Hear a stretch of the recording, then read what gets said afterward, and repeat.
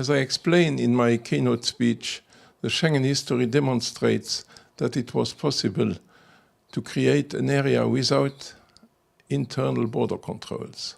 Flanking measures like enhanced external borders or improved police cooperation guaranteed the necessary security. In the first period, from 1985 to 1999, Schengen developed outside the European communities. It was integrated into the European communities in 1999 with the Amsterdam Treaty and developed since, respecting the same principles, liberty and security. Taking advantage of the achievements from this first Schengen period was fundamental to develop the area of freedom, security and justice. The problems Schengen faces today could not have been foreseen 20 or 30 years ago. But the EU must find solutions to combat these new threats. These solutions must consist in improving the control of external borders, especially through new competencies for Frontex and the better use of existing instruments, including SIS2. The principle of an area without checks at internal borders must remain. You ask me what are the main achievements of Schengen in the last 30 years. I'm approaching it from the point of view of the Council of Ministers, so that was a wider framework. But from the beginning on, Schengen has been the main driver and motivator in the whole process of creating an area of freedom, of justice in the European Union. So, and that was especially clear in 85, 87, when we started the whole cooperation on justice and home affairs in the Council and the European Union. What are the main challenges in the last 30 years? That is, the Schengen had to cope, what we just heard, with with enlargement. Then the information system created some problems, but I think finally they have coped with it. At the moment, Schengen is a lot under discussion. And I think that could be an occasion to make a leap forward. The Commission has just presented proposals for enhanced border controls, and the only way that Europe can solve its present problems of the immigrants and also the terrorists is by applying and enhancing the Schengen system.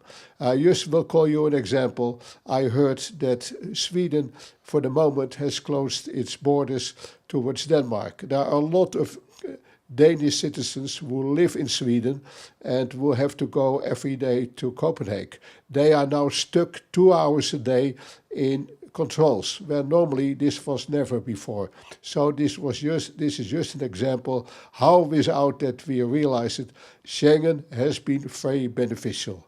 And in my work, I always have been taught that criminals are not so much sought and found by border controls, but other ways and means like surveillance, infiltration, human intelligence are much more important. And Schengen has all the facilities to have appropriate controls. They just have to be used and stepped up if needed.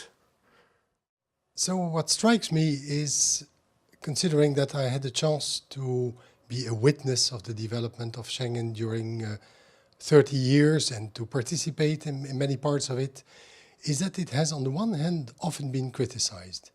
It has been criticized at the very beginning because it was not giving enough generosity. There were conferences saying that we were not open enough to people crossing the borders, we were not open enough to asylum seekers. And then it was criticized for not ensuring enough controls. And there again, we had, in fact, comments and criticism from both sides. And despite these difficulties, in fact, Schengen has been steadily progressing. First with a very small group, only 5 countries, later expanding to 26 countries. So talking about the real successes of Schengen, I would say in the first place, the fact that it was able to grow from 5 to 26 participating countries. Second, that it was able to open the borders in a historic movement in 1995.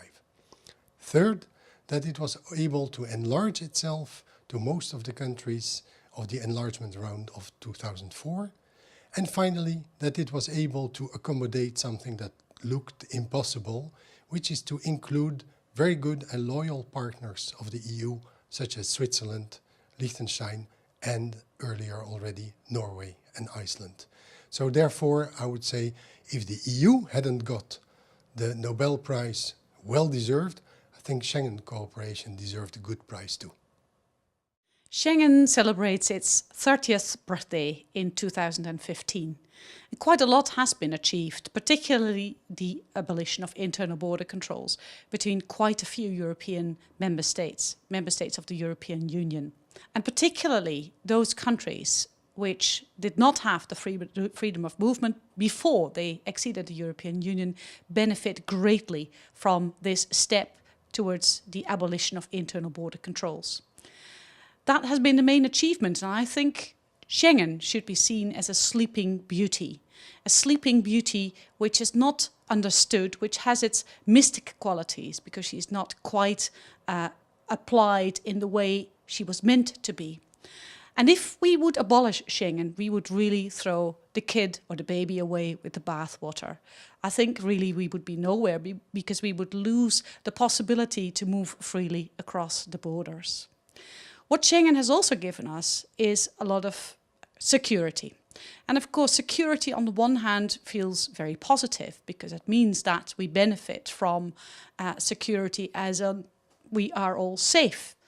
But at the same time, it also means insecurity. And insecurity means that we do not always feel happy about the lack of control, the lack of border control, the invisible controls perhaps that take place elsewhere in Europe. And from the beginning on, Schengen was quite a contested issue, an integration project, if you like. Contested in the sense that a lot of people worried about human rights, fundamental rights. We worried also about loss of values. And of course, there was a lot of worry about sharing the responsibility for border controls. I think the current refugee crisis, but also the terrorism attacks, are helping us to understand and to appreciate the sense of security that we should share and spread within the European Union. And it helps us to make us one step beyond, not just to feel safer, but also to talk and to discuss Schengen, the future of Schengen, the way we want to go to. So what I propose is that Schengen becomes a project for deliberative democracy, that citizens are actually consulted in an active manner about what they like about Schengen and also what they do not like or dislike about Schengen and what they would like to see differently. That is the kind of Schengen that I see for the future, a deliberative project in which we all feel safe for the benefit of a European integration project, which gives us a lot of advantages such as free movement, free labor movement as well, and of course the possibility for young students, for the young generation to study and work abroad. So the main priority for the future will be to really consolidate Schengen, to make it stronger by working on the democratic support for it. Hello. I think that the main achievement in the last 30 years of Schengen is obviously the abolition of controls of persons at the internal borders. For all persons, whatever nationality they have, if they are European citizens or if they are citizens of a third country, and that these controls are abolished at all borders, not only at the land borders, but also at the sea borders and, of course, also in airports. It is a major change for the travelers because it's easing their life, and this has led to a lot of work during these 30 last years. The main challenge was to create the security conditions in order to be sure that the abolition of internal controls will not lead to increase the insecurity. The political difficulty was that we had to explain to the European citizen that there is more security without internal controls than with internal controls. Because in order to do this, we had to implement some new security measures. I will mention only the creation of Europol, a better cooperation between European police, or the European arrest warrant, which is a major change, which is much more easier than the former extradition procedure. The main priorities in the future is to cope with the new situation in Europe. Schengen was able to do it, was created during the Cold War.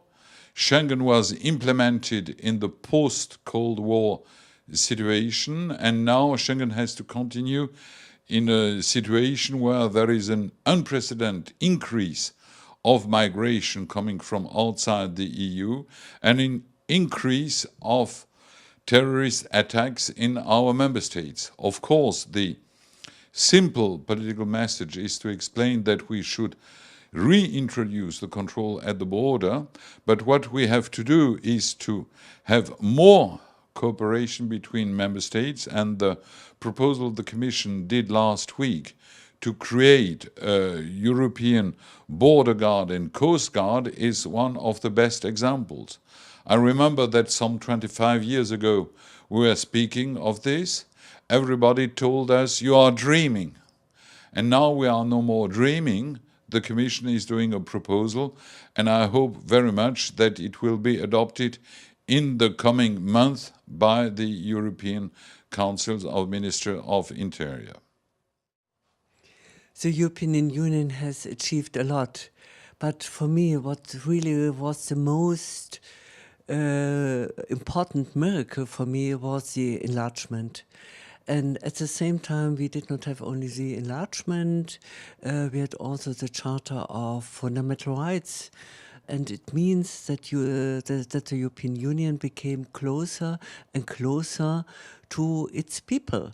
But at the same time, and this is astonishing, many people are much more resistant towards the European Union. So the European Union became closer to its people in many ways, and at the same time the European went away from Europe, and now we have much more Europe without Europeans. So and this shows for me also the main challenge, that we really need to be stronger in our communication, and we have to listen to the hopes and to the fears of people in order to give perspectives, to show what is possible for the future. We are in a tremendous crisis. This is my opinion now, because the different crises are coming together: climate, energy, the gap between the rich and the poor, digitalization, all these international conflicts in Ukraine, Middle East, etc., migration, the crisis of politics towards refugees. So, and people feel this. That we are in a tremendous transformation process, and for this we need hope, we need perspective, we have to address the problems, but also what we need is openness and confidence. And if I look back, I think that Europe is a miracle, and that we can really build on very good experience, besides all the problems we have, and have a fresh look to our future. When it started in March 1995, my organization ran a hotline, and we got in the evidence of how people saw the introduction of the border-free area.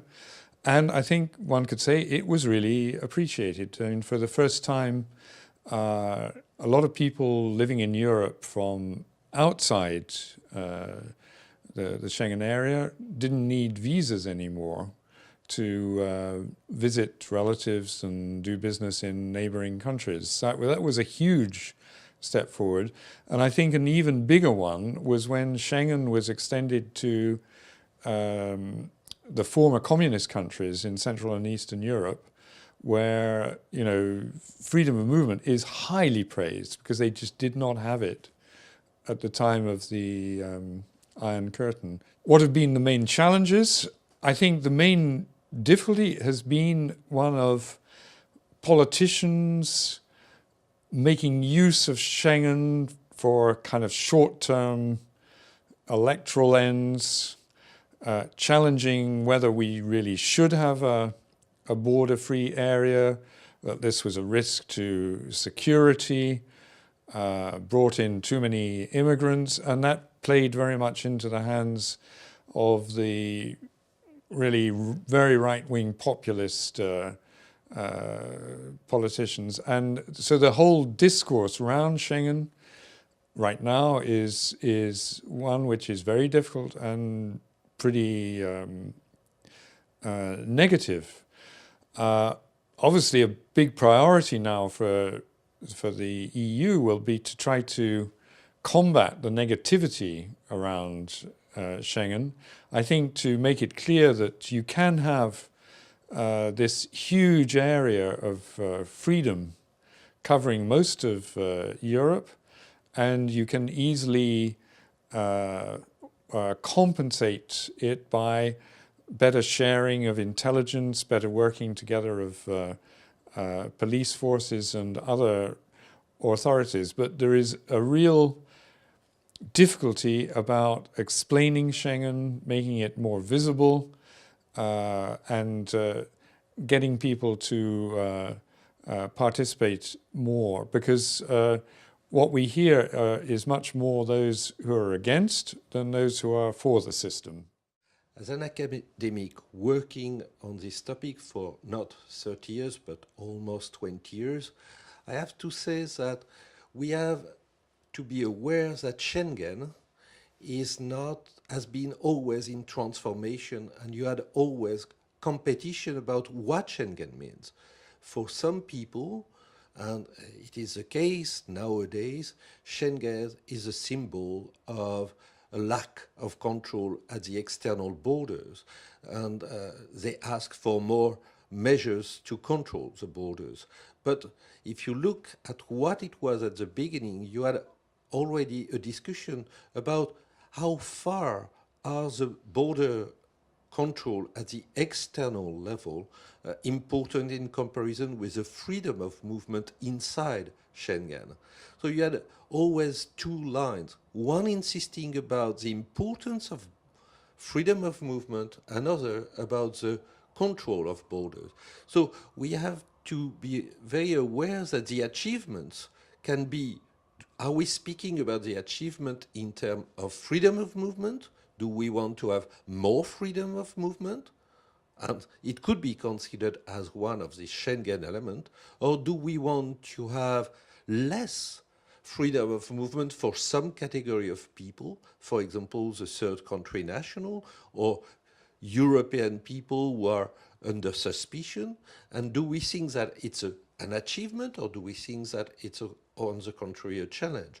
So from these elements, we have certainly to see that the current challenge and the main challenge are still this ambiguity, which has been at the heart of Schengen and which continues. And one of the main priorities is certainly to discuss more in details what are the priorities which are set up, not only about border control, but about the dynamics of openness which have been set up through freedom of movement. In my view, the main achievement of the Schengen cooperation and the incorporation of the Schengen rules in the Union law has been the freedom of all inhabitants of the Schengen area to leave the country where they are living and to travel across Europe from Lisbon to Riga and back. And especially this has been a great improvement for the immigrants, people of immigrant origin in the Union, whether they are third country nationals or they are Union nationals of immigrant origin. the fact that they were able to travel without clearly visible racial discrimination at all the internal borders, and the fact that states, member states and their officials no longer could give systematically the wrong example and by racially discriminatory treatment at the border, in my view, is by far the largest positive achievement of the Schengen area. The main challenge, in my view, is the way to develop instruments combating crime and identifying and acting against terrorists that focus really on the groups that we have in mind, rather than the individuals we have in mind, rather than creating basically counterproductive effects, negative effects for large immigrant groups without really producing any positive effects in order to achieve the aims we have in mind. The main priorities at the European level right now, in my view, are how to deal to process the large number of asylum claims in all member states concerned, how to deal in a fair and efficient way also with those who don't are unable to prove that they are in need of protection, how to provide them with effective remedies as guaranteed in the EU Charter of Fundamental Rights, and for those who receive a refugee status or other forms of protection in the Union, how we can, as soon as possible, integrate them by learning them their languages and giving them access to the labor market and recognizing the qualifications that they have already obtained in their home country or somewhere else. So I think that the main achievements in the last 30 years of the European Union has been the improvement of law enforcement capabilities, especially during the last years when introducing, for example, joint investigation teams, and now the European Investigation Order. So this is all bringing the cooperation within the European Union much more closely together than ever before. The main challenges we have had, and we still have now, is to ensure that everyone and everybody in the European Union is committed and participating into the new logic established at the highest political level. We see that too much is done on a volunteering basis, and I think this is handicapping to a certain extent the full cooperation within the European Union, because the good students are more hindered by the bad students in the European Union, if I may say so, and that's creating some chaos within the European Union still, and the guarantee is not yet there that everybody is participating fully into the new capabilities. Then the main priorities for the future at this moment is, of course, when we look at phenomena, crime-related and security-related phenomena, is radicalization and terrorism, but also organized crime as such. And the point is there that it's not enough to have all these instruments in place, but I think the cooperation between law enforcement agencies should be and become much more closer and intense.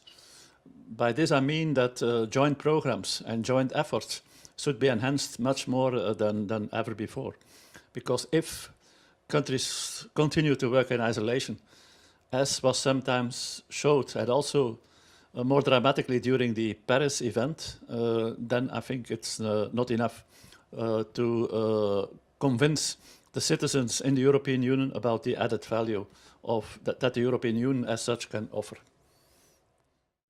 I think that the best and main achievement for Schengen in the last 30 years is a progressive Lisbonization. So meaning that the previous intergovernmental and inter-administrative cooperation has now been framed in a more general approach of freedom, security and justice area.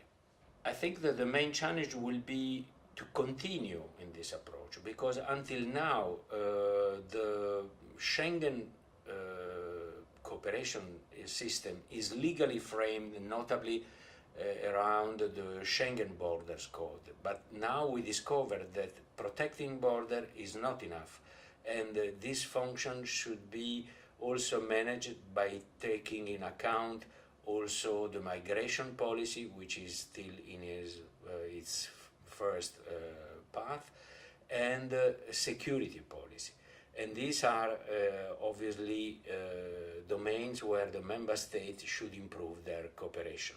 On the third question, which could be the main priorities at EU level, would be, to my understanding, to have a real integrated policy on borders, but also a policy which should be compliant with the Charter of Fundamental Rights, which has taken the individual at the center of the European Union policy. And this is not yet currently the case, but probably could be something that the member states and the European institutions will manage in the coming years. So what would be the benefits of an EU criminal justice system? Is it harsher punishments and more people behind bars? I would argue today that the advantage of European criminal cooperation is the exact opposite. The underlying question, of course, is how to ensure security. Well, we have an answer for more than 250 years, since it was in 1764 when Cesare Beccaria, the founding father of criminology, asked the same question: do you want to prevent crimes? So make laws that are understandable and simple. Make people fear these laws, but make people fear the laws only and not other people. Especially, no one should have to be afraid from the arbitrariness of others. So a European criminal justice system is a system based on the rule of law and not the rule of man, and these thoughts are still valid today. What are the limits of punitive state powers, according to Beccaria? Well, there we have a requirement of written laws, foreseeable laws, accessible laws. We have the requirement of fair trial and due process rights. We also know that sanctions need to be proportionate and humane, and above all, unavoidable, for it's not the gravity of the sanction, but rather the unavoidability of the sanction that has a deterrent effect. What the beauty of it is that a humanist criminal justice system is not only in line with human rights, but it's also efficient and less costly than a system following the punitive logics of criminal law. Nevertheless, states and states across the globe tend to depart from the due process model in favor of more and more crime control. There are myriads of reasons for that I cannot go into now. It's sufficient to say that 85% of European citizens want to see tougher sanctions. But the value of European integration, the true value, I think, is not in the adoption of yet another piece of law harmonizing minimum sanctions and definitional elements of serious crimes. No. The true benefit of European integration is allowing rationality to penetrate the system of emotional criminal justice and risks hysteria. So in this sense, more Europe is a more just Europe, resisting a partially inborn, partially artificially created liquid fear, justifying sweeping powers of state control and coercion. A European criminal justice is taming emotional criminal policy. And this is where the challenge lies. A future true European criminal justice would allow the heritage of enlightenment survive in the age of postmodernist risk societies. My name is Jacques Verraes. I have been working in the General Secretariat of the Benelux Economic Union that doubled as the Schengen Secretariat from August 1986 until December 1993. And from that period I wanted to bear witness of the importance of the work that we were able to achieve in order to abolish border controls for travelers in the Schengen territory. The point that I want to make is that stepped-up police cooperation may have been caused by the abolition of border controls, but that their causal link became diluted over time and is driven by other dynamics as well. The question is, what are those dynamics?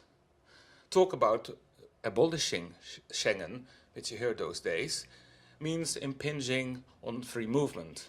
I assume that the assessment between the costs of controls at the internal borders and what they offer beyond their symbolism will turn out in favor of maintaining free movement, as we intended to do through the Schengen Treaty. Border controls could not prohibit the attacks of 2005 in London, but police cooperation allowed arresting a perpetrator in Rome. The price to pay for free movement in a strained migratory environment will be more means for more effective law enforcement cooperation and border controls, such as the entry-exit system under the EU Smart Border Initiative, in conjunction with an operational passenger name record system. Further globalization and proactive policing, shepherded, for instance, by Interpol's International Global Complex for Innovation, are around the corner. Interpol was established to address the biggest threat to all nation states after the First World War, namely international anarchism. Police cooperation adapts to what is topical to offer what is essential, the ability to respond to what society wants to protect. Yeah, the Schengen cooperation has, of course, been an important frontrunner of what is now the area of freedom, security and justice. And one of the key elements in the Schengen structure was the information system. Now, I want to emphasize that the SIS, as it's called, and the supervisory cooperation around SIS have played a pioneering role in developing data protection as we know it now. At the time when this started, there was nothing of any data protection practice in the field, certainly not of police and border protection. There was only a Convention of the Council of Europe with basic principles, and they have been developed and specified and applied. Cooperation has developed very closely. So now, 30 years after Schengen took off, we see the adoption of a firm data protection framework covering almost all EU policy areas. What was done brick by brick and step by step and case by case in the Schengen context, Schengen information system, was very much instrumental in making that happen in the end. Also, how national supervisory authorities have been cooperating, have been working together, thousands of cases, and that is certainly an achievement. Now, this was devised as a sort of compensation, a measure to compensate for the lifting of internal borders, and that continues to be relevant. The various compensating measures, I would think, need to be reinforced and enhanced. One of them is discussed now very much, that is the stronger external border protection. But in that discussion, we would need to benefit from the potentials of what is currently the second Schengen information system. The potential impact, potential support, subject to strong data protection safeguards, which have proven to contribute to good practice and continue to guide the way forward. So we will now have to further develop this cooperation, also in view of all the challenges, knowing that data protection safeguards are essential, continue to play a big role in the entire area of what is the freedom, security and justice area.